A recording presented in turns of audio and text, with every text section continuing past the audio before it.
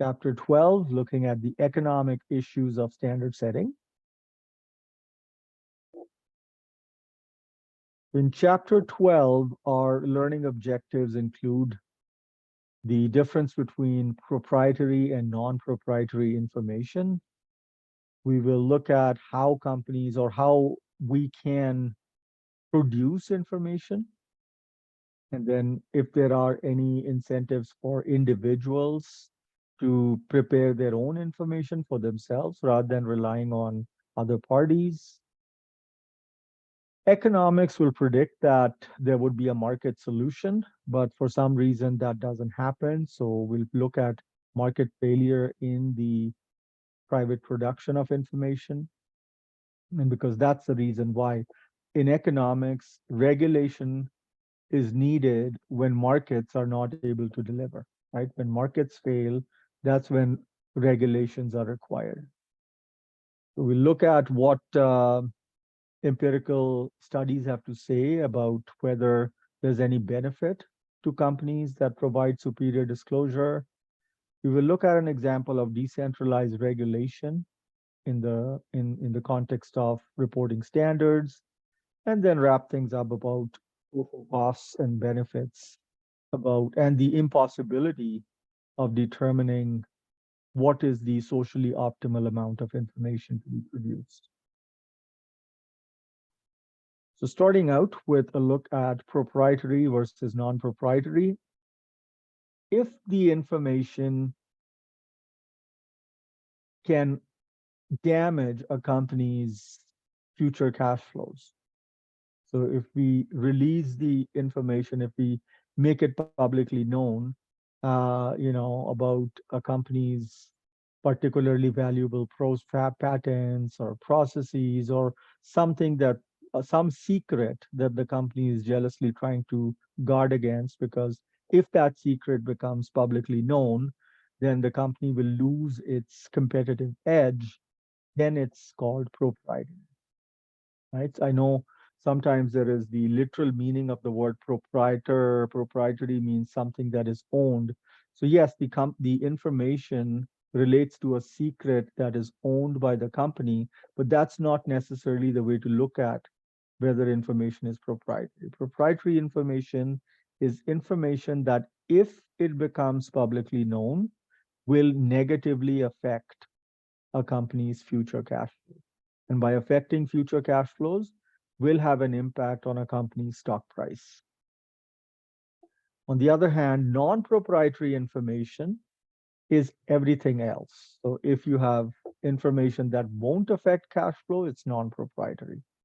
And this would include information on earnings, any forecasts, information about risks that the company faces. These are things that you will typically see in an annual report, either as part of management discussion and analysis or in the financial statements themselves. Now, it is important to distinguish between proprietary and non-proprietary information. Companies legitimately will not want to release proprietary information, and it's totally understood. Only when companies try to shy away from even releasing non-proprietary information that people start questioning why. Okay, people would question the motives behind hiding information that should not, like so.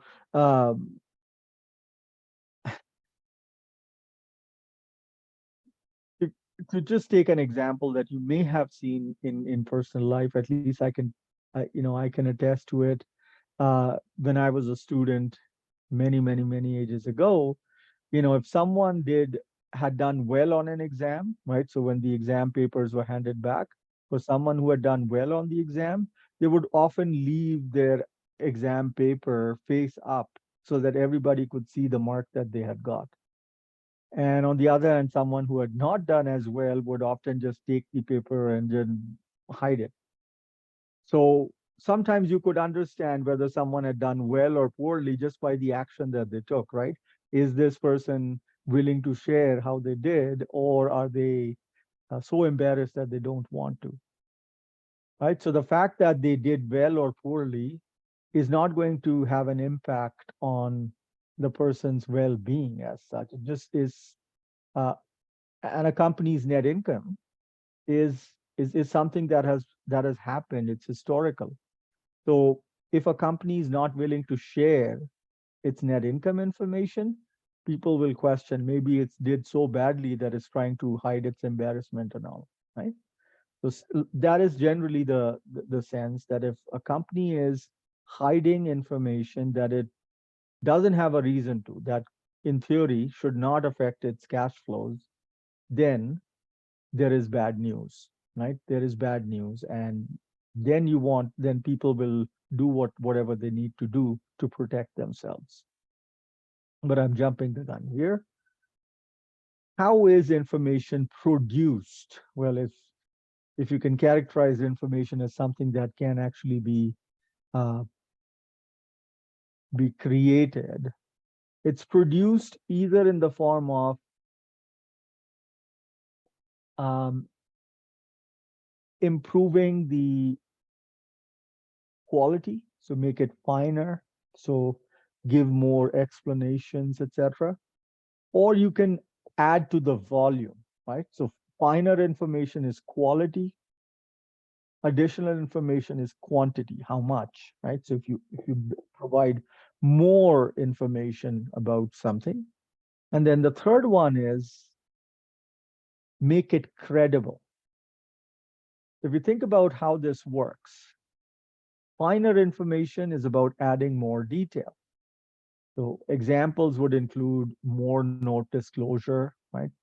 Provide more details in the note disclosure, additional line items on a financial statement rather than providing a single lumpy number, segment reporting. For those of you that have learned or have taken advanced financial, you would know that even though companies prepare consolidated financial statements, they provide additional details for operating segments that meet certain thresholds. So the idea is that full disclosure will improve the informativeness and allow people uh, to be able to better tell apart whether the company is in a high state, i.e., doing really well, or it's in a low state, i.e., doing poorly. Right. So if people are able to make that distinction, then they are in a better position to make more informed decisions. Transparency, that is what we are seeking here. Additional information is a second way. Here you are talking about adding new information systems about information that is not yet reported on. So if a company, let's say, reports assets and liabilities at historical cost, maybe add current value, right? If you can add current value information, that would be additional information. Provide future-oriented information. Financial information is historical, looking backward. To provide projection about the future, that's additional, right? Or provide expanded disclosures on the firm risk. Those would be examples of going above and beyond what is already included in the financial statements. And what you're looking to do is, in decision theory terms, providing the additional information means you're expanding. So rather than having a 2 by 2 matrix that it's, the company is either in a high state or a low state, by making these additional pieces of information, perhaps help expand that matrix, maybe make it high, medium, low, right? Or even more. I mean, that's the general mathematical way of thinking, that providing this additional information will help broaden the information system.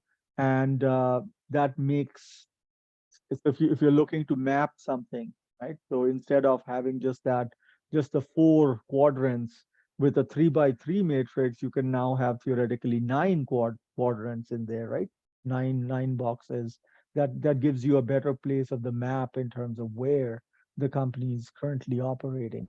So definitely enhances the um, information available to the decision maker. And then thirdly is credible information where you know that you can rely upon the information.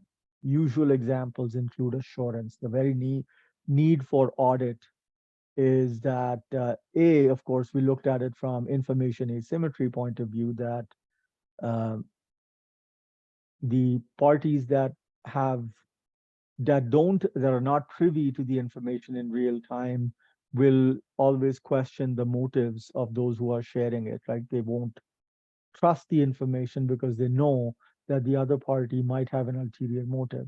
So to allay those fears, to minimize that, they want a third party to come in and verify the numbers.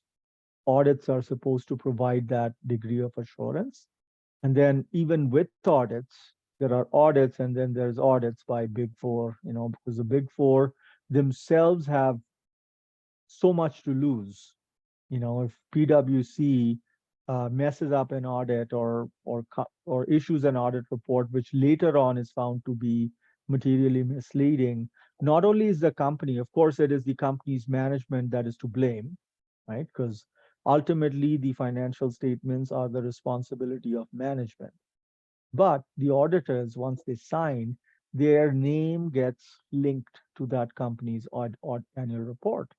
And so if later on issues are found about the annual report, the auditor's reputation also takes a hit. So the fact that a Big Four audit firm is associated, it just lends more credibility in the eyes of the users. And of course, if there are penalties for managers who divulge file false information, that would make things more credible. And that has happened, right? That has happened with the management responsibility piece.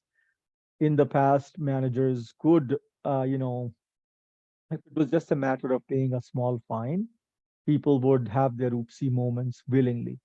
But now, in principle at least, management can be sent to jail, right? Enron kind of established that. In the aftermath of Enron, Sarbanes-Oxley, and the Canadian equivalent standards, management can be found criminally responsible. That adds a lot, right? If the CEO and CFO are signing off, well, they are potentially criminally liable.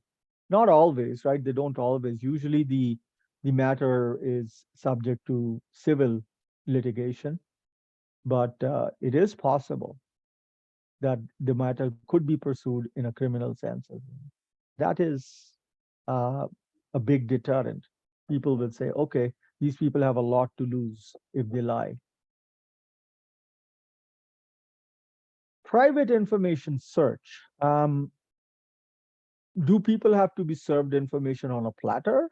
Or is it possible that people will go and look for information for themselves? So it's kind of the question of, do I have to get my food served on a platter, or am I willing to go and hunt or forage for it? Um, we could argue that since even if markets are efficient, there are times because of the presence of noise trading when the stocks are mispriced for a very short period of time. There may be an opportunity that a particular stock is either undervalued or overvalued because of either momentum trading or whatever have you, right? So if there are certain knowledgeable people that pay attention, they can they can exploit that temporary blip in the efficient price. A particular stock is temporarily underpriced, someone can go in and lap it up, pick up the stock because the price will go up. Or if a particular stock is too highly priced, then people will short sell it because they can make a profit when the stock price goes down. So there are temporary arbitrage opportunities that people can make use of. And that will require someone to pay attention, right? Someone has to pay attention to such short-term opportunities. In longer term, though, this is not the best use of a society. overall well-being, right? It's not conducive because um, you can have essentially, think about hunter-gatherer societies. Everybody had to go find their own food. And pretty much all people did was spend a big chunk of time trying to go find it for themselves. They didn't have time to do other things. When you had civilization, and part of the civilization was the development of agriculture, it allowed people to specialize. It allowed people to not have to go find food or grow their own food because they could do something else, and they could trade with the farmer, right? So it allows people to do other things, worthwhile things. If everybody in the market is looking for something, some piece of information that they can exploit, there's a lot of duplication of efforts that takes place. So that's not an efficient use of uh, person power, if you will, right, or person attention.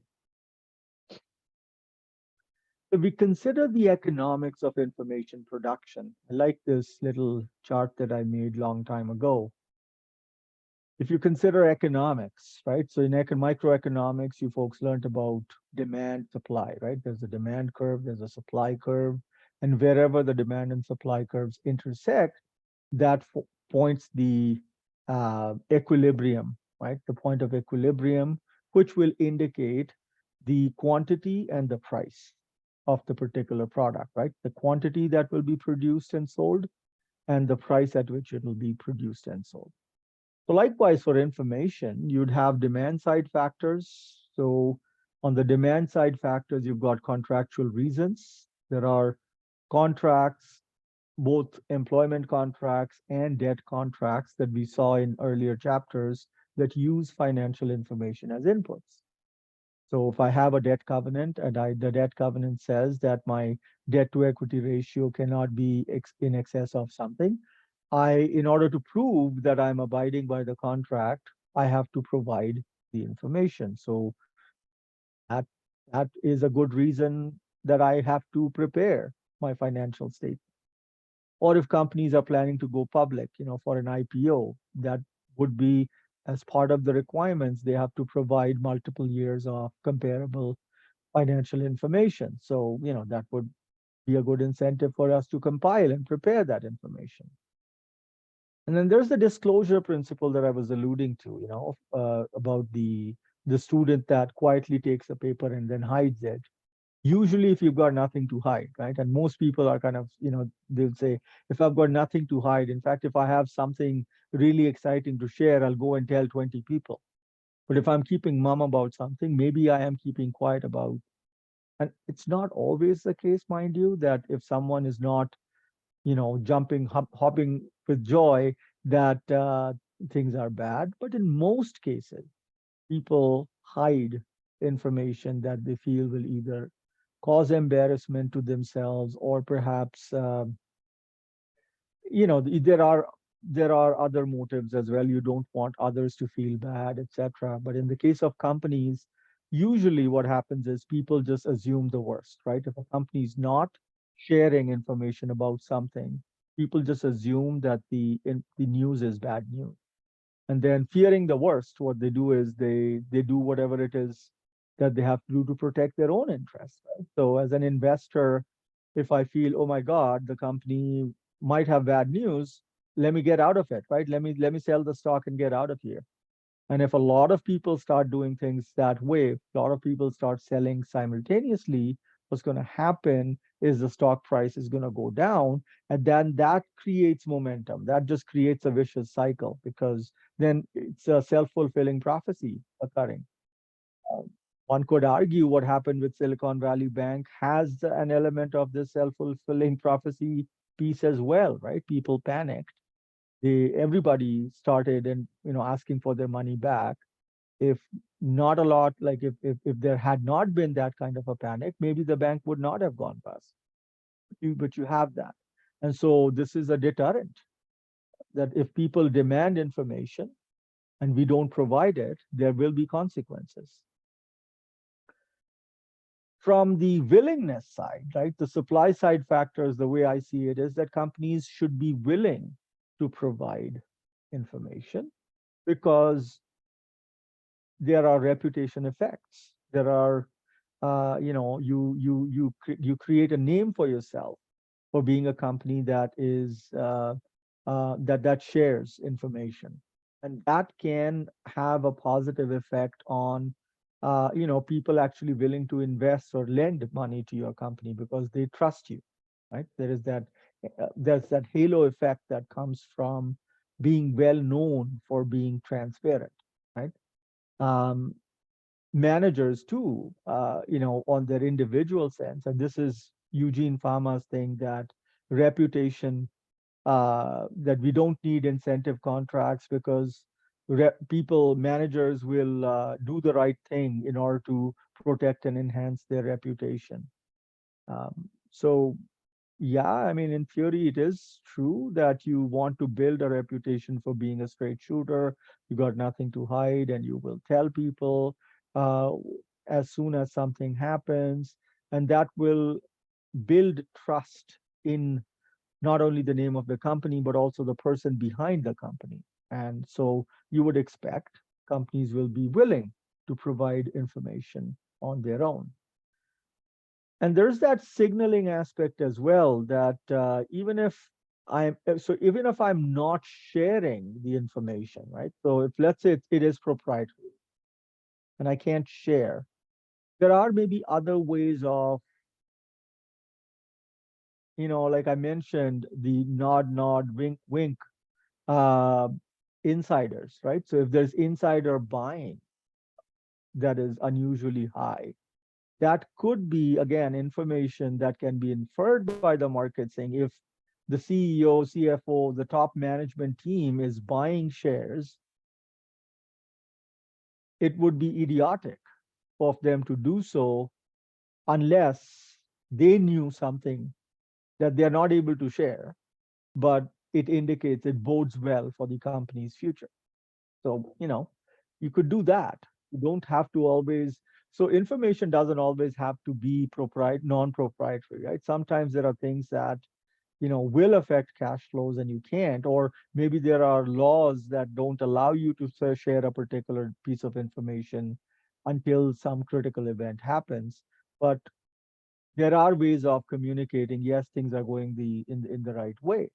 um, you could have, let's say, a new product that is uh, currently under approval, right? So you can't declare that the approval has been obtained until the signed letters have been received from the authorities. But if you're close enough, then the company might start taking certain actions. Word of the mouth starts going around that, okay, uh, the company seems to be filing paperwork or for human testing or something like that, and that will create a bit of a buzz for people who are paying attention to it. Okay. So on the both sides, you have people who will ask, right? So contractual reasons and disclosure principle is the demand side of people asking, requiring the information. And the supply side factor, the way I'm positioning, is that this would be the reasons why companies would be willingly providing the information. Now, if I just continue with that imagery, and how do I do this?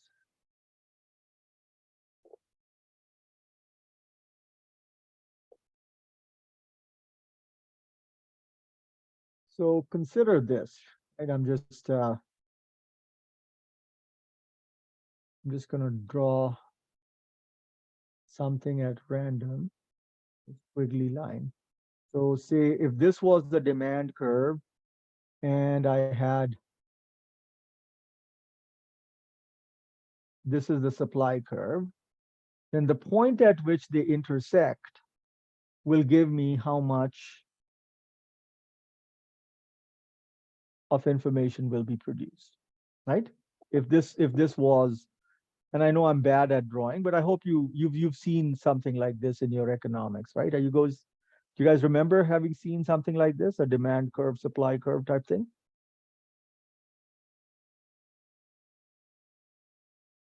Yeah, right.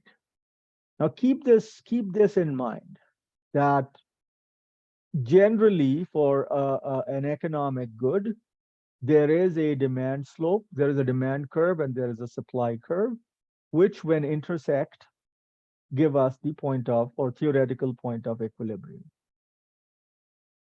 This will come in handy when we talk about market failure. Okay, so to build on what I've just talked about, the contractual incentives, they arise because of managerial compensation contracts, debt contracts, plans for IPO, and all of these require information to be shared about financial numbers. Now, contractual incentives become effective only when there are a few parties involved. You know, when you have two parties, three parties, yes, they will keep each other in check. They will, if someone's falling behind, the other party will call and ask and demand, that they share the information. The problem is that when you have many, many parties, too many parties to deal with, then it becomes very difficult because every party's needs are different, and then it becomes very difficult to negotiate what information will be shared. That's where things fall apart. Okay, the contractual incentives don't work if there are too many contracts to work with. With regards to market-based incentives, this is just to uh, if a company is sharing information, it kind of gives protection to the company from takeovers. The manager's reputation is enhanced. The company's reputation is enhanced, and such good reputation sometimes results in the company's ability to borrow money at a lower rate of interest, right? So think about credit score. A credit score is a measure of your reputation about how historically you've managed your debt, right? Every individual has a credit score.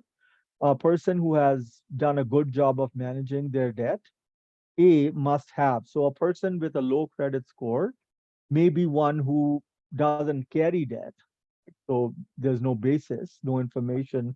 For example, children who have never had borrowed money, they won't have any credit history, right? That's one. But once you have started dealing with lenders, it depends on the pattern, right? Do you use your debt wisely? Do you make payments on time? Are you carrying too high levels of debt, etc.? The person with a low credit score will likely be seen as riskier than a person with a higher credit score. And that is going to have an impact on the interest rate that they are charged for the same amount of the loan for the same purpose. Right? So same thing with companies. A company that has a good reputation for disclosure will enjoy a better reputation, and lenders and investors will be more willing to work with them, right? And it could just that might result in the company's cost of capital going down. And if a company's cost of capital goes down, keep in mind the lower our cost of capital, the lower the hurdle rate for um, investment projects, right? The company is A, able to gain access to more capital, and B, it is able to deploy that capital to more projects because more projects will end up having a positive net present value. You guys have all done capital budgeting, I'm assuming? In the capital budgeting process, NPV, you have your relevant cash flows, and then in the end, you calculate a present value using the discount rate. And you know that the smaller the discount rate, the higher the PV is, right? So it has a beneficial effect on the company's ability to generate more business, grow, and it's just a virtuous cycle in terms of financial performance. Companies that have poorer performance or reputation might be targets for takeover. So that self-protection, self-preservation is a very important motive sometimes for people to do, even if they don't want to share. They know that if they don't, then they might be attacked, right? They might, or the management of such companies might come under pressure from activist shareholders that will seek to remove them, right? To kick them out uh, at annual general meetings. Then the disclosure principle we've already talked about. The disclosure principle states that companies should release information because if they don't, markets will simply assume that the news is bad, and people will act in ways that will reduce the share price, which of course is going to damage the manager's reputation and drop the company's stock price as well. In principle, that's how it's supposed to work. But in reality, what happens is uh,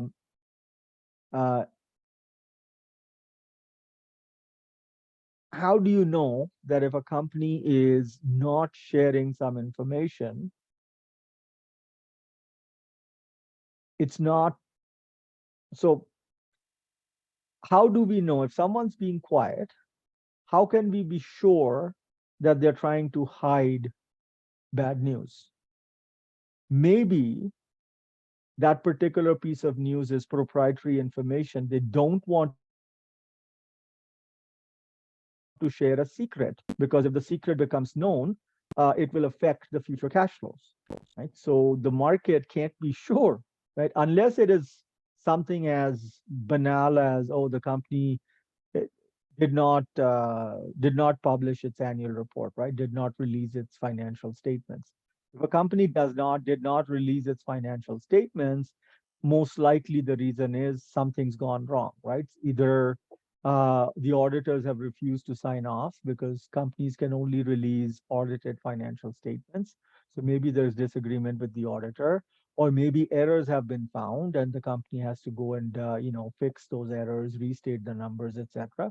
Then you can expect, yes, if a company is typically, it declares its financial information by such and such date and it's not yet, or it had announced that it was going to release its annual report and it hasn't, it's pushed back, then you can assume something is wrong. But otherwise, it's a bit of a conundrum. You don't know exactly if it is, bad news that is being hidden or it's proprietary. And that is why the disclosure principle usually doesn't work. And the ubiquitous no comment, right? So in the US, they have this stupid thing about claiming is the fifth? Yeah, I am going to claim the fifth. Or, I don't want to incriminate myself. Like, what the hell does that mean? If someone is claiming the fifth, is it because they are innocent, or is it, you know, they're admitting guilt by claiming the fifth? Have never been able to understand that. So companies not sharing the information can sometimes sound like, they're claiming the fifth. You know, it's you can just modify the words to make it sound like we're not sharing the information because it is proprietary. Um, doesn't always have to be that way. So disclosure principle can only work if the conditions are met. The conditions, the assumptions that need to hold is that if a company makes disclosure, it will be truthful. And that doesn't always have to be, because there's a lot of spin that companies put, right? There's a lot of marketing communications where even positive news is, or bad news is spun onto or made to sound like it's really positive. The cost to disclose needs to be constant and independent of the nature of information. That's not always true as well, because there is a cost to disclosing. We saw, well, okay, if the company, if the disclosure will result in an increase to a company's interest rates, then we can't say that the company would be indifferent to sharing the information. Um, Investors must know that the manager has some news, that they know what the cost of disclosure would be, but they don't know what the news actually is. And we can sort of rank the news on a continuum, good news on one hand and bad news on the other.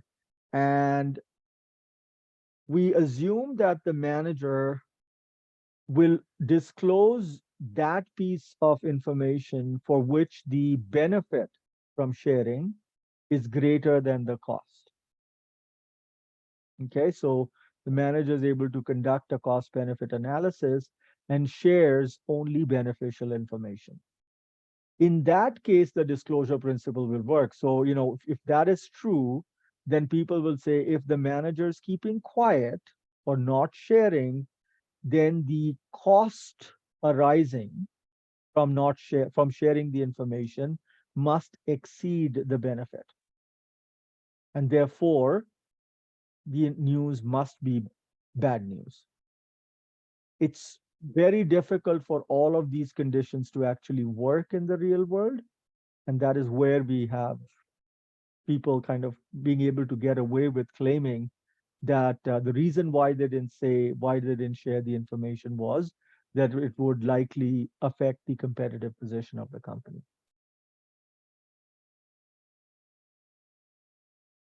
So Olta asked, are these slides in D2L? They should be. I think I had posted the slides, did I not?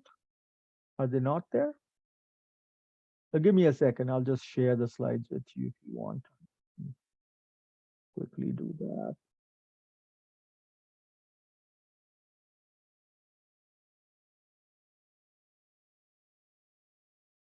If you don't have the slides, you now have them.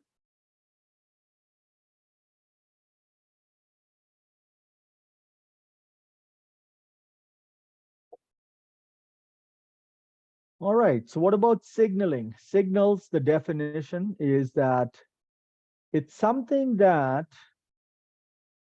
you would, it's something that can tell you apart from somebody else. So what's an example?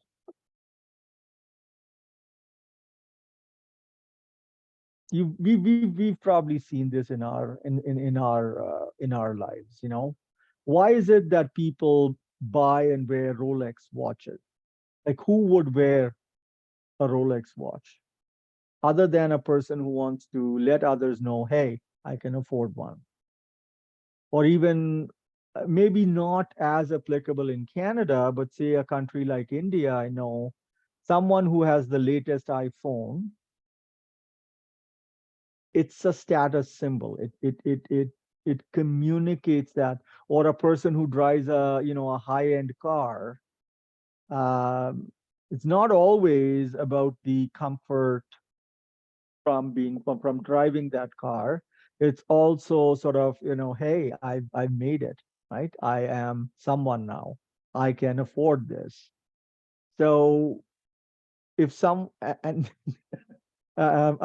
it's funny because this is usually it would be very foolish for someone who cannot afford a Rolex to go and buy a Rolex. But then, of course, we have the cheap knockoffs. Not talking about that, about the real thing, or a real Beamer. Why would someone who can't afford a BMW want to go and buy a BMW? Usually people kind of go, okay, if someone is driving a Beamer, they can afford it. They're probably rich, they're doing well in their lives, et cetera, et cetera. And this is where my problem arises, because you have some people who need to keep up appearances, right? So they might be lining up at a food bank. They can't afford food, but they still are driving a Beamer, right? So there is not always the signaling part always doesn't work either. Uh, but usually you should be able to tell one party apart from the other. So signals, if I read the formal definition, are actions taken by a high type manager that would not be rational if that manager was of a low type. That does not quite explain it the way, I mean, you're sharing, you're doing things, right? You're doing things such as buying the company's share, right? If insiders are buying shares, if the CEO goes and buys $10 million or $5 million worth of shares of the company, for someone to put $5-10 million of their own money into buying the company's stock, that's significant, right? Like I would have to be very stupid if I willingly invested my own money and I knew that the company was going to be in trouble, right? If the company, if I, as a high manager, I am supposed to be aware of how the company is doing. So if, in spite of knowing that the company is doing poorly, if I was to go and put my own a fair amount of my own money, then people would say, well, like he or she must know that the company has good prospects, and maybe temporarily the company's stock price has gone down, and the insiders are going in and just lapping up the shares because they know that the company will turn around. That amount of buying, or the dollar value, has to be high enough. I mean, if insiders are buying and all they're doing is buying maybe $20,000-30,000, and they are getting paid millions of dollars, the amount is insignificant. So just the fact that insiders are buying shares is not credible. For it to be credible, the amount has to be significant enough so that you could say, well, they would not risk that amount of money knowing that they could lose it. So they obviously are taking actions that would only be logical if they knew that the company has good prospects in the future. So that's basically what it is, that it should be less costly for the high type manager. And think about high type is someone who is hiding good news, is not able to share good news right now, but knows that good news is down the pipeline, versus someone who knows bad news is around the corner. Or if a manager, let's say, if insiders start selling, if insiders are selling significant amount of the company stock that they own, then usually, you would expect bad news will be shared very soon, right? The insiders are, it's the usual way of, rats jumping out of a sinking ship kind of thing, right? You've may have heard of those things, that when, if insiders start selling significant amount of stock, then they know that bad news is around the corner, and the stock will go down even further. But some people have argued that sometimes, that these CEOs, CFOs, they get such large amounts of stock options or stock-based awards that they maybe just are, just rebalancing their portfolio. Even if they're selling, these people sometimes get, like, you have the likes of Tim Cook that maybe makes over $100 million. For Tim Cook to sell a couple $1 million or 5 million or even 10 million, maybe all he needed is some spare cash to buy a, cabin up in Montana or something, right? Like, I mean, it's not a big deal for a person of his kind of wealth. So even though for most folks, $5-10 million might sound like a lot of a big sale, it might be context dependent. So again, with signals, you have to be a bit careful as to what should be, what should be gleaned, or what should be inferred from a particular action. For example, if I give you a thumbs up signal, right? So this is me giving you a thumbs up. Now, what am I saying here? Am I saying good luck? Or in certain cultures, that could be like a very rude gesture. you know, uh, there, since nothing is being said explicitly, there could be challenges with the translation or the inferences as well. So some examples. In job markets, Spence 1973 says you can maybe get a sense of a person's competence by looking at their, I hate to say this, level of education or GPA, right? The grade point average seems to be a big piece. All the students seem to be very concerned about their GPA, maybe because some people take the GPA as somehow indicative of a person's capability. Um, I disagree wholeheartedly, but there are some people, if there's enough people who believe in that, maybe that is what's causing the thing to persist. That persons, if I have a PhD and another person, let's say, does not, right? Maybe just has a bachelor's degree. Maybe in the subject matter of my expertise, let's say my PhD is in accounting, maybe you would infer that Harjinder knows a little bit more than a person who just has the bachelor's degree in accounting. I don't know. Some people might equate the academic credential with expertise or capability, etc., right? Or even the GPA part. In an accounting sort of context, the if a company is going public from private, if the original founder is holding a larger chunk of the equity, right? So a private company is going public, and the founder owner is holding on to 70-80% of the stock, only selling a small chunk. People would say, okay, so this person is keeping a lot, and so this company must be doing well. Or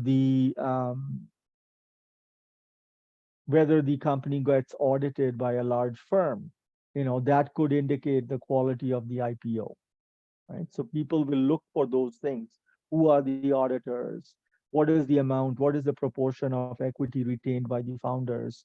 Because they feel that they can learn a lot about what the future prospects might be.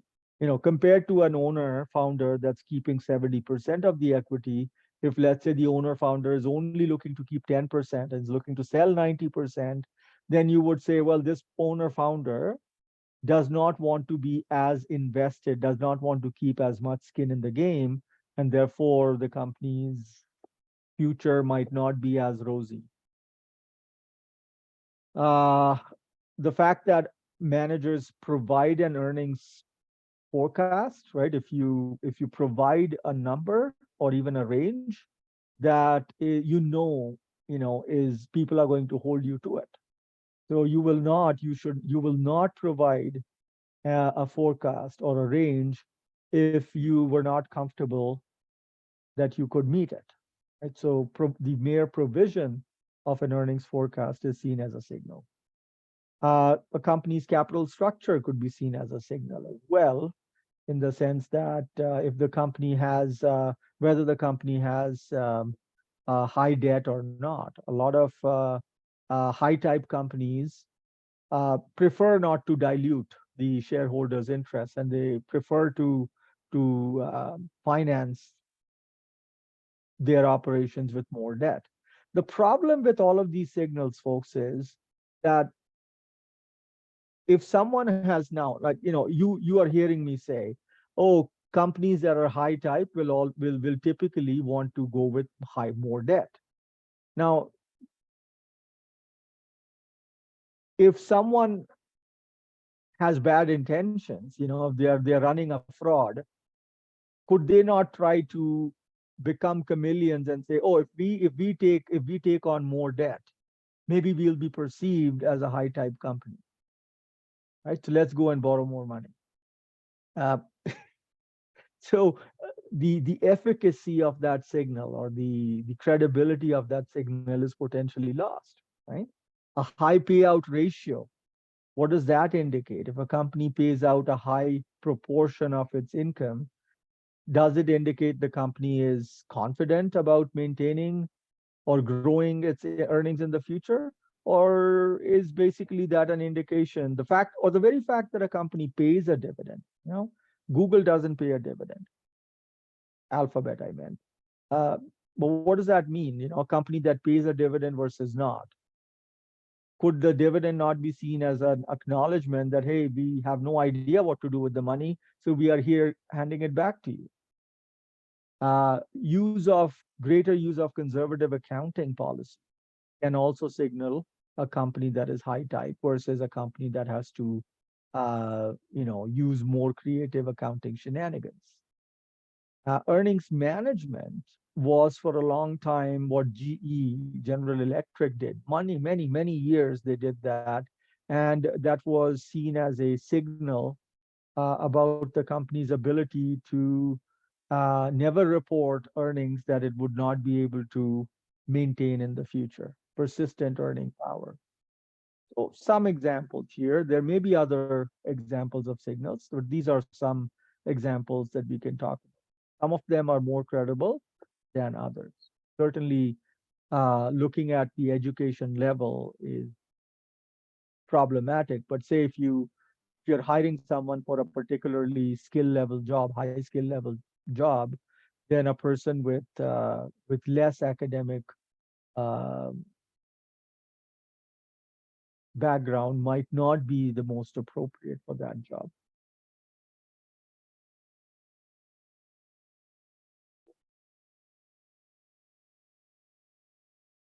All right, looking at market failure. Why do markets fail? It's basically the definition of market failure is the inability of markets to figure out the right amount of information that must be produced. And in economics terms, the socially correct amount of information is that which equates the marginal social benefit from producing information to the marginal cost. Now, why do we have market failure? There's a bunch of reasons.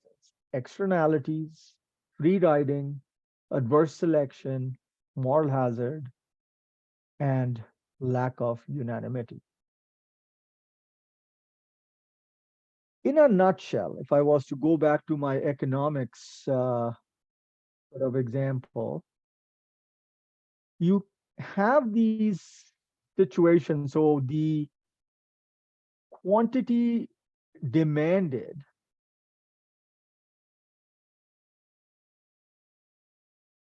you can have a scenario where a company wants to, so quantity is here, price is here, right? So we've got price and, oops, that's not right.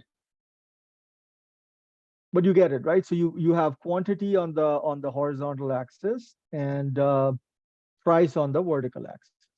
The problem is that because information is a public good, and we'll talk about public good in a bit, companies can't really charge for the information. If I can't charge, I want to produce as little of it as possible because I can't charge for it.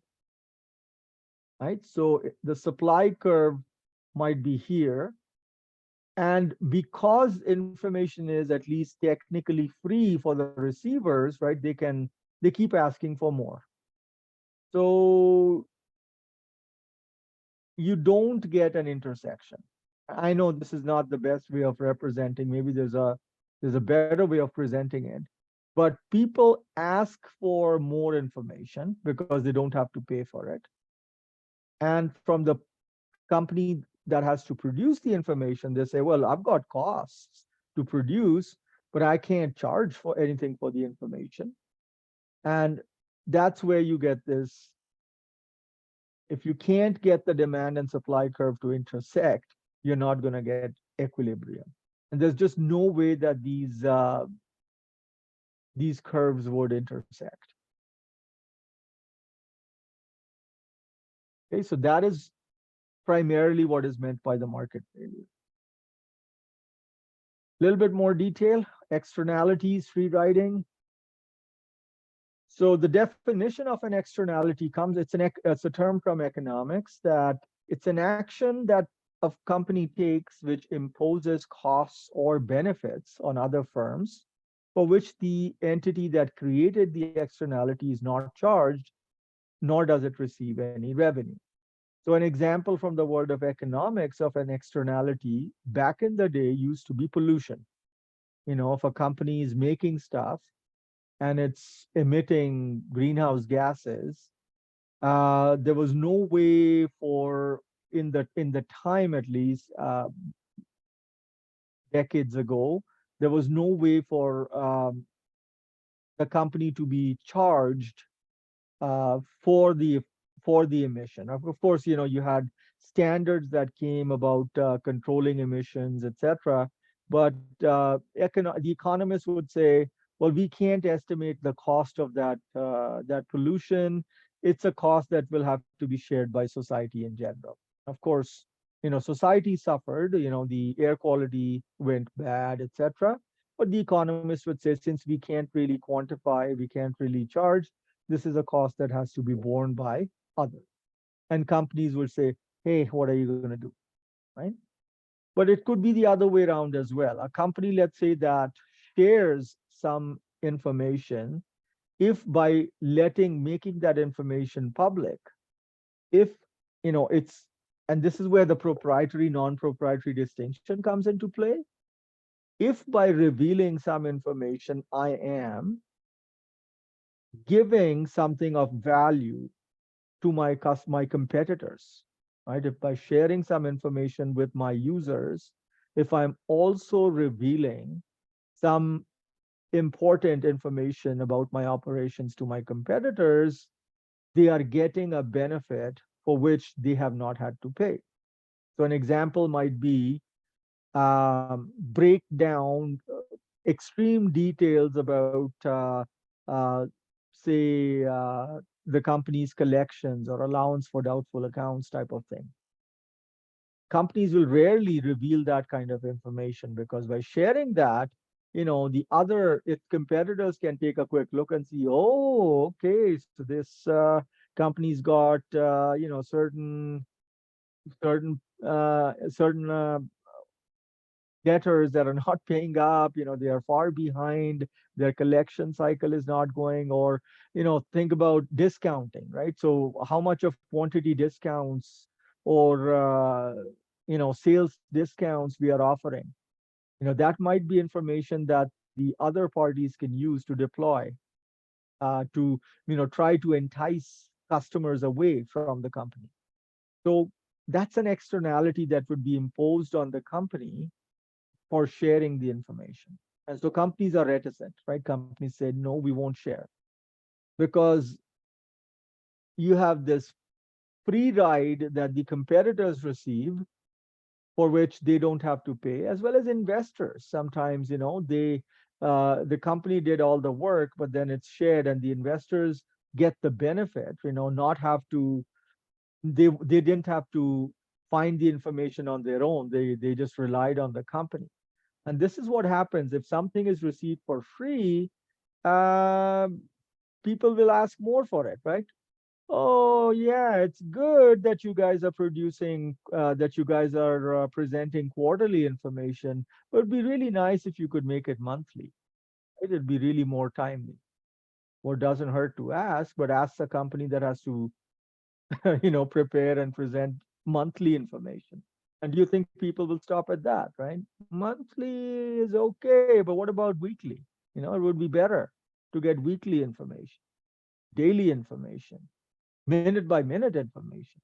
There's no end really. I mean, if you think about it, people will keep asking for more, because they are not having to pay. A company cannot charge investors for, like, a company can try, can I can try to put up a paywall or something that only current shareholders can access um, the annual report. But what happens if one person gets a copy of the annual report?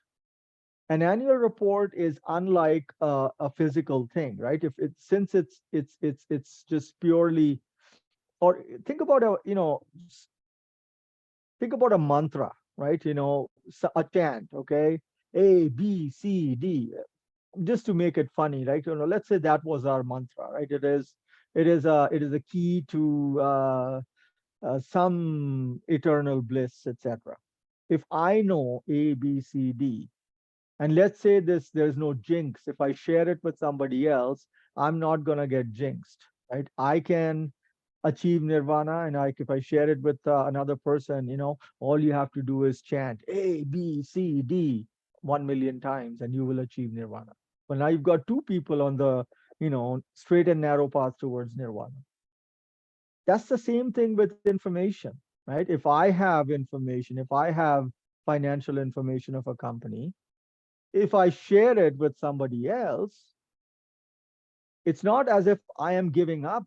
Like it's my knowledge about the information doesn't get erased, right? So you can copy the information without loss of value. And that is what makes it hard for a company to charge for it. Music is an example, right? Music used to be that the only way you could get music was, you bought cassette tapes or vinyls or CDs. And then when MP3 and the digital format came up, Napster, peer-to-peer sharing, that model is gone, right? I mean, that entire industry's been killed because nobody's actually, well, now it's different. Now people are actually paying for digital downloads and all. But for a while, there was, for a certain number of years, there was really no incentive in it for the artists to produce any music because, they would publish and then people would just go and, just download their MP3s. Now the model is different. Now you're able to monetize it. You post your music on Vimeo or YouTube or whatever, and based on the number of people that are watching or listening to it, you get something from the advertising, etc. Right? So now once it's possible to monetize, people are willing to share. But if there was no way to monetize, and for companies really there is no way to monetize or charge for their annual report, that is the problem of accounting being a public good, because you cannot limit the number of people that can learn about it and benefit from it, nor can you charge. There is really zero incentive on the part of companies unless they were absolutely required, and that's where the contractual incentives comes into play. Unless the companies were required by their contracts to compile the information, they would feel like, why? Because preparing financial statements is not cheap. Think about any good quality company, they have large numbers of people working in accounting. If they didn't have to, they would happily fire, right? Because the way most companies see accounting is an overhead, it's a cost. So no, they don't want to incur that cost if they could avoid it, right? So this is a very big deterrent for companies to go above and beyond. Unless they could see benefit in it, they don't want to. Then you have adverse selection that obviously, we've heard of adverse selection. One party knows more. So sometimes, the managers might fail to release or delay the release of bad information, or they might, engage in insider trading. And so then the investors would go, okay, if these insiders have an advantage over the information available, they're not playing fair. We're not dealing with a fair playing field. And so investors might say, you know what, we won't invest. We will not put our money in companies. And so then what happens is there's no one looking to invest. And if no one's looking to invest, the market loses liquidity. And so the securities markets are therefore not working in a manner that is efficient or socially optimal. Okay.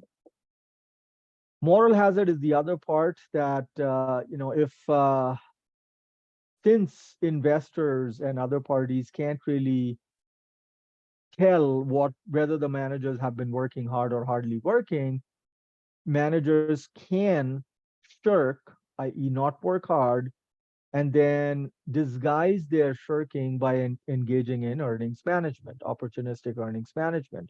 We've seen that, right? Earnings management, the patterns of earnings management, earnings maximization, minimization, earnings bath, earnings smoothing. These are just devices by which managers hide their actual failures. What ends up happening is that the information that is released, it gets distorted, which again results in market failure. One example might be, that if a manager is offered a bonus based on net income, the manager might say, hey, I'm going to take all risky actions, right? So I'm going to put the money in really high risk projects which have the possibility, very small possibility of a very high payoff. It's almost like gambling at a casino. You put 20, and if you win, you win $500. If you lose, it's $20 loss. But you've got so many such 20s that people have given you, right? That's the capital that investors have entrusted managers with. And like if you think about the gambler, I put 20, and if I win 500, I get to keep 100. But if I lose 20, I don't have to pay anyone back. So they can then adopt this gambling mentality whereby they engage in excessive risk taking, which is a form of shirking in the sense that they are supposed to protect the shareholders' interests. And the result is that if things go sideways, the investors lose their shirts. And if things went well, the management will make a lot of bonuses. People are concerned about that, right? People are concerned about that, and that can lead again to people not wanting to invest in company, get market failure there. Lack of unanimity is just when you have disagreement about uh, what information is needed and how much. So even if the manager is doing the best, even if the manager is releasing information, enough information that is justified under the situation, uh, you know, other people might disagree. Other people might say, oh, we need more info. And thereby, to overcome the any credibility gap, you find that companies have to invest in higher quality audits or audits performed by big four accounting firms. And then that has a cascade effect because auditors want to protect themselves against auditor liability. And I hope you're seeing this, this is kind of integrating a lot of the earlier material uh, that talked to us about, oh, our securities markets are really truly efficient. We talked about auditor liability in that context. Here it's back again, that when auditors are concerned that they might get sued, they will insist upon companies providing more information than the managers might be willing to supply, because that could result in reducing the overall competitiveness of the company. So again, in theory, the markets should be able to figure out how much information is to be produced. In reality, for a variety of reasons, things don't. Information asymmetry is a culprit, lack of agreement. Unanimity is agreement, right? You have lack of agreement about what information should be presented and how much. You're going to have, well, you're not going to get people who are um, happy with the outcome. So in the light of all of this, regulations are required. That's the explanation. From an economics point of view, because we could not get the markets to work towards ensuring a socially optimal amount of information, we need accounting reporting standards. Regulation, reporting standards is a response to this failure of the market. So a question is, are firms rewarded for superior disclosure? Are there benefits? Well, in theory, the benefits should be better reputation, which should result in lower cost of capital and consequently higher stock price. So how can companies achieve these benefits? Number one, companies that provide better disclosure can improve the ability of investors to diversify their portfolios. If investors are diversified, they are protected, they are willing to put more money towards capital markets. And there is support to this view. Liquidity can be enhanced through credible voluntary disclosure. And typically in capital markets, the big money is with institutional investors, pension funds, the mutual funds. And very often, those types of institutional investors don't invest in small companies that do not have an established track record.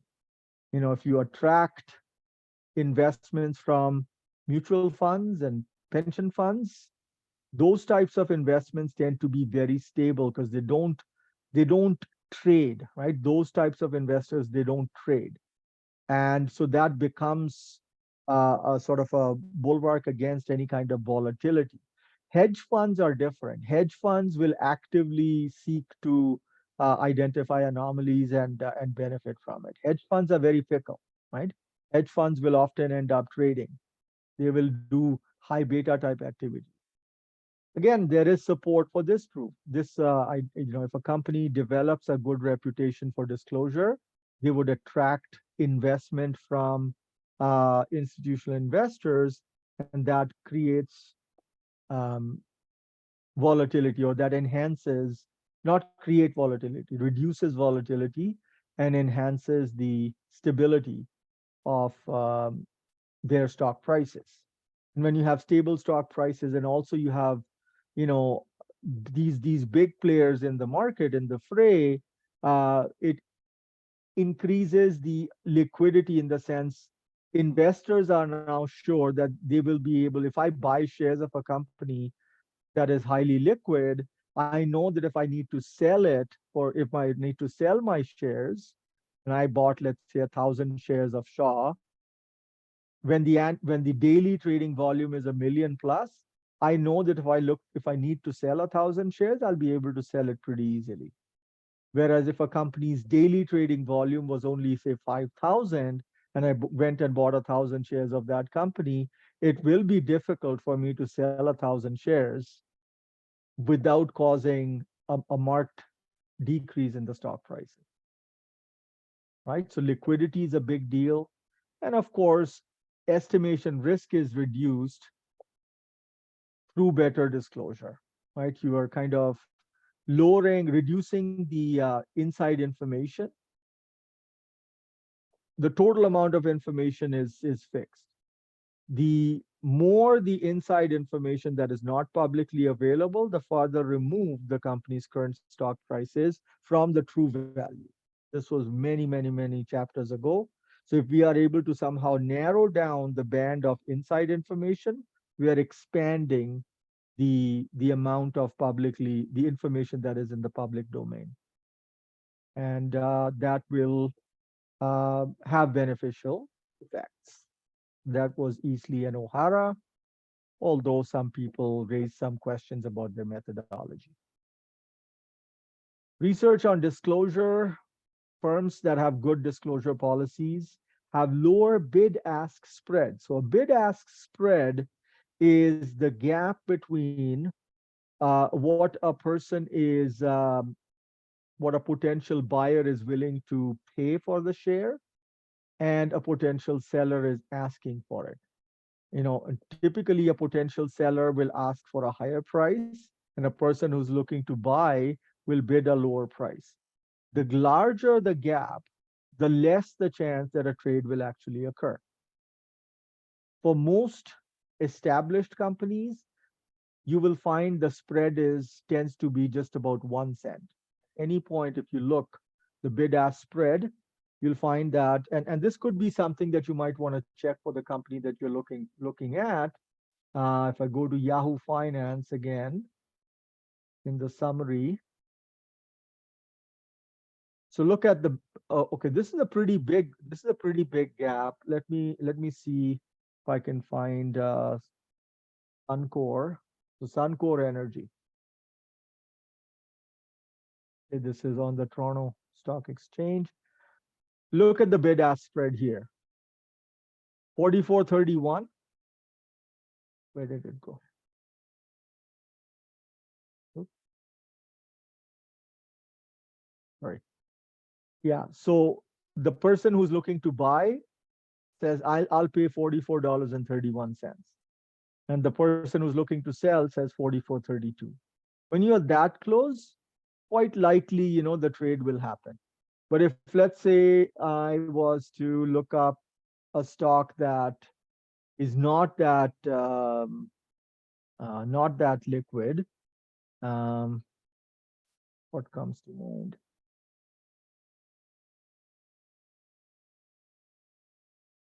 Or in the earlier example of Shaw, if there is a good 10-cent gap, it's unless the person who's looking to sell becomes really, really uh, you know, finds themselves in a bind, the sale might not happen.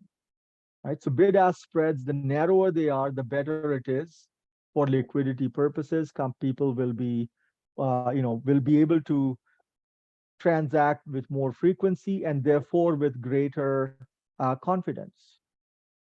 Okay, Botosan and Sen-Gupta showed that companies that have superior disclosure, they enjoy lower cost of capital. Although there was a more recent paper that did not find any effect of disclosure on cost of capital. And then there's an even more recent paper which shows that companies that have high earnings transparency, they actually do have a lower cost of capital. So mixed evidence, but still it seems like more people are finding that companies that are more transparent, that have better disclosure, their cost of capital is lower. And lower cost of capital means higher ability to deploy capital, raise capital, deploy capital, be more profitable in the future, and also higher stock prices. And then there's evidence that finds that if companies don't provide good disclosure, they tend to be penalized in the form of possibly not being able to attract investment, maybe have higher cost of capital, or um,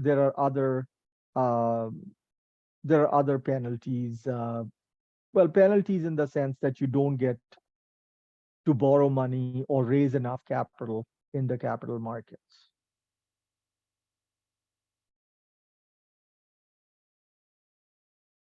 So the fact that we cannot settle how much, the question of what information and how much information should be produced just by looking at the economics of it, we have to cede to regulation. But the moment you go into regulation, the setting of GAAP or financial reporting standards, it's a highly political process. Right? It's not only a process whereby you get a few experts who know what they're talking about, who get together and decide what's the information that should be produced. It is a very politically fraught and complex action. So sometimes it is likely that even standard setters who are supposed to be experts in their field, they can't figure out what the socially correct amount of information is to produce. And so there have been some people that have been suggesting that there should be some flexibility with regards to reporting. And that is called the flexibility with reporting the idea is called decentralized regulation. And there have been some examples like segment reporting, so companies have to prepare consolidated financial statements, but with consolidated financial statements, users can't really tell, which particular product lines the company is, what geographical areas the company performs in, which parts of the company's business are doing better or worse. That information can only be got through segment reporting. So segment reporting was an outcome. Financial instrument risk disclosure, having a fair value option for certain types of financial instruments. these are all examples of moving away from older norms. The older norms would have been, investments should be reported at historical cost or amortized cost. The fair value option allows companies to avoid mismatches, even designate liabilities as fair value through profit or loss if it can avoid an accounting mismatch. So these are improvements towards providing companies with some choices or flexibility with regards to how best to communicate the information. And since we are talking about flexibility, it means not every company is going to adopt them. So we do have run the risk of reduced comparability. We also run the risk of reliability being compromised if managers make choices that are more serving their own interests, personal interests, than the interests of the greater good. However, as long as the company presents the information consistently and reflects the um, what's the word? So there's relevance and there's representational faithfulness, right? So as long as it's faithfully represents the economic model of its business, then it's a win-win scenario for the users. And certainly, if managers were to act opportunistically, uh, the cost is high because um, companies will have to take real actions involving, including internal changes to the organization uh, to uh, to opportunistically structure its reporting. This is just getting too technical. Bottom line is decentralized regulation. You're allowing for flexibility. Flexibility means lack of comparability. However, we are okay with lack of comparability as long as we are able to get faithful representation of what the business is about. Remember, in the conceptual framework, relevance and faithful representation are the two must have pieces. Comparability, timeliness, etc., they are all nice to have. They are enhancing qualitative characteristics, but they're not deal breakers. Okay, so decentralized regulation, the flexibility aspect can enhance the representational faithfulness, but at the expense of reliability or comparability. Now, determining the socially correct amount of information is a bit of a challenge because companies, although they can't charge for the information, there is a cost to companies to produce the information. A, the cost of actually doing the accounting, getting the audits done, but also the fact that the companies sometimes have to reveal information that is potentially, that potentially affects their future cash flows. So the first best, if we were to think about the socially right amount of information, should theoretically be one at which the marginal benefits equate marginal costs. But since we've seen that uh, we cannot get a marginal intersection of the supply and demand curves, it's just not possible, right? If it were possible, there would be a lot of benefits involved. We would have better informed investors, possibly lower costs of capital, smoother working capital markets, more competition, which will reduce the ability of companies to act monopolistically. Companies that are not doing well, people could track them or identify them, and we could weed them out quicker rather than allow them to become defunct zombie companies, right? There are some companies that are not going to ever recover, but people still keep hope. And Kyle and I are both currently invested in a company, in one such company, CMC. We don't know if it's going to ever turn around, but the fact is that it continues to exist. Maybe if it were possible to pull the plug, that would be the best for everyone. Take a bath, move on. um, Better information will result in better understanding of how well or how poorly managers are doing their work.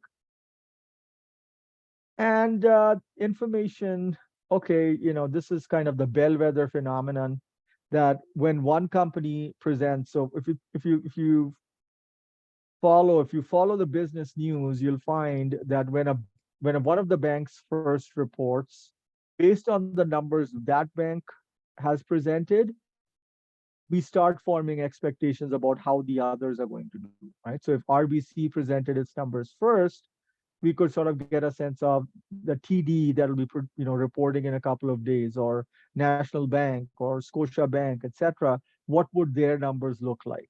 And if their numbers look a little different, then people are going shocked. Okay, that's new information. So not only do you get information about the company in question, you also start forming expectations about the others. Okay, so that spillover effect can be beneficial in some cases as an early warning system. It can be potentially confounding in others as well. So there's social benefits, but there's also costs. The costs imposed on companies of actually preparing, releasing the information, and if they accidentally or unavoidably have to share proprietary information that will affect their cash flows, then that's a loss to the company and to society. And then possibly increased contracting cost because of, the economic consequences argument that you have. If a company uses fair value accounting, and even though there's no actual cash flow effect, if the fair value adjustment results in a gain or loss, and that has an impact on my debt covenants, then there can be real consequences. It creates pressure on the company. You don't want that. The market's not able to produce the first best information. Remember, the first best information is where the marginal cost equals marginal benefits. We cannot stop the spread of information, but we also can't charge. So economic theory only works for an economic good. An economic good is something for which there is a specified demand curve and a supply curve.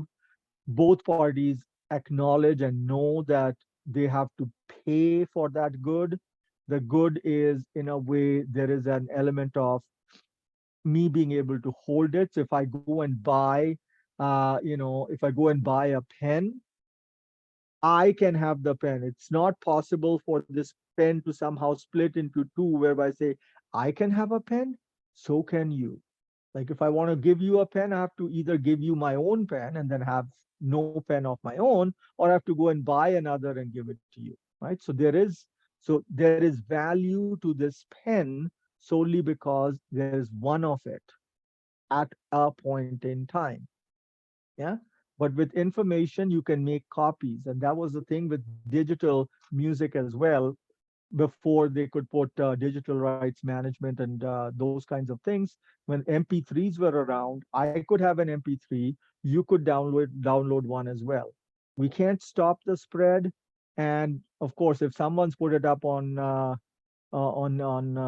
Napster or whatever have you, BitTorrents, you know, there's no way you can stop. And of course, things went ugly, but that's a digression. So market forces can't produce the marginal point of information because on the supply side, the preparers have challenges facing due to information asymmetry issues. Their own credibility is on the line because people don't trust them. And on the demand side, you have people who are becoming so used to getting things for free, and they can't get they cannot agree upon how much of information they really need. So you don't really see any kind of amicable outcome. So does regulation then work is the question. And the economists will never acknowledge that regulation is good. They will say regulation is the unavoidable evil which we have to embrace when the market is not able to get the work done, right? So And you'll get people with conservative views or worldviews that will always ask, push for a market outcome. So think about healthcare. The conservatively minded people will always try to push for, let there be privatization. Let people be able to pay, because they champion the individual's right. In Canada, we have, for better or for worse, we have this universal healthcare sort of concept where at least you know that a person's access to medical care, whether it's good care or bad, is a debatable issue. Whether the person is able to access it in time is again another debatable issue. But ignoring those issues, you would say everybody has the same access. Now, everybody having access to surgeries that are not happening is not the right outcome, right? For some people, they would say, I would rather be able to fly to the US, pay money, and get the operation done, right? There's pluses and minuses, pros and cons on both sides. But typically, economists or the proponents of markets see regulation or government interference in any way as a sad and tragic outcomes that we could not get the markets for. So in accounting, the result of the market failure is the reporting standards, which we call GAAP. Now, we don't know if our existing GAAP, IFRS for public companies, is sufficient, insufficient, too much. We don't know. We don't know. Now, sometimes it is possible that people have agendas, especially who sits on the board of the accounting standard setters. They could have their own agendas, and they might end up requiring companies to share information that goes beyond the socially correct amount. And regulation also requires enforcement. So that is challenging, because although in theory you have the disclosure principle that says, hey, if companies don't share, people are going to assume the worst, and then they're going to punish the companies. But we've also seen big scandals like Enron, WorldCom, and more recent ones where we need regulations, right? So Sarbanes-Oxley Act, corporate governance, the need for corporate governance was all just in response to issues that just could not have been dealt with uh, by market forces alone.